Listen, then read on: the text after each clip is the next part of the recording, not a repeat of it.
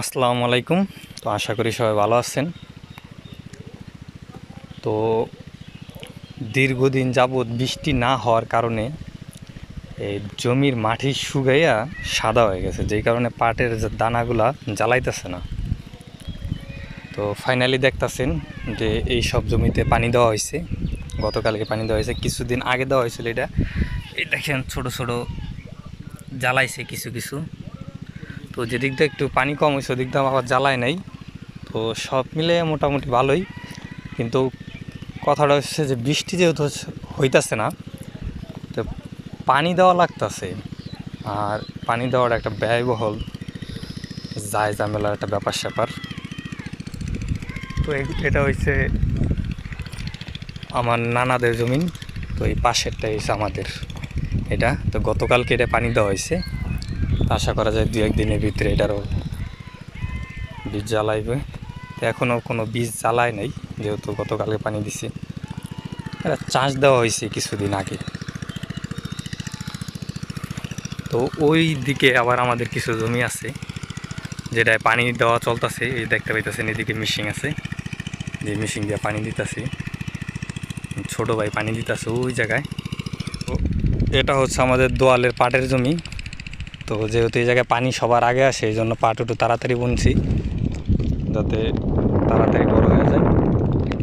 এটাও আজকে পাশাপাশি ওইগুলোর সাথে সাথে এইগুলাতেও পানি দিয়ে দিলাম। তো আপনাদেরকে আরেকটা দারুণ জিনিস দেখাই। দারুণ কি, দারুণ কওয়া যায় না, অদারুণ কইতে হয়। এই যে দেখতেছেন এটি সব হলো কচুরি পানা। পুরা গাংটা, এটা একটা গাং। এই জায়গা থেকে ওই যে একটা টাওয়ার দেখা যায়, ওই জায়গা থেকে শুরু করে এদিকে ওই টাওয়ার পর্যন্ত প্রায় 2 কিলোমিটার মতো জায়গা, পুরাটা একটা গাং। ঠিক আছে, এই জায়গা হলো ধান চাষ হইতো। ধান চাষ হইতো। তো এই যে একটা গ্রাম, আর এই যে একটা গ্রাম, আর এই যে একটা গ্রাম, এই যে 3টা গ্রামের মানুষের জমি হইলো এই দোয়ালটার ভিতরে।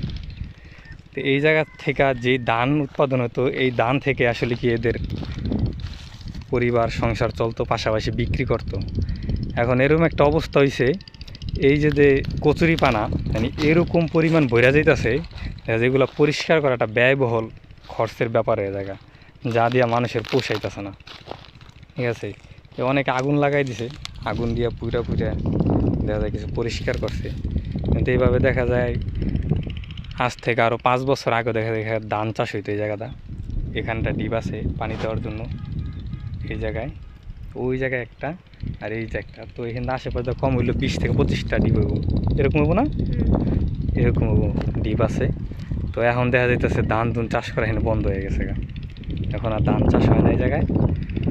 এরকম যদি চলে শুধু শোনা এই জায়গায়, কিন্তু বাংলাদেশে এরকম অনেক জায়গায় এরকম এই কচুরিপানার জন্য। তো সরকার থেকে এই কচুরিপানা পরিষ্কার করার জন্য কি কোনো টেন্ডার আসে কিনা আমার জানা নাই।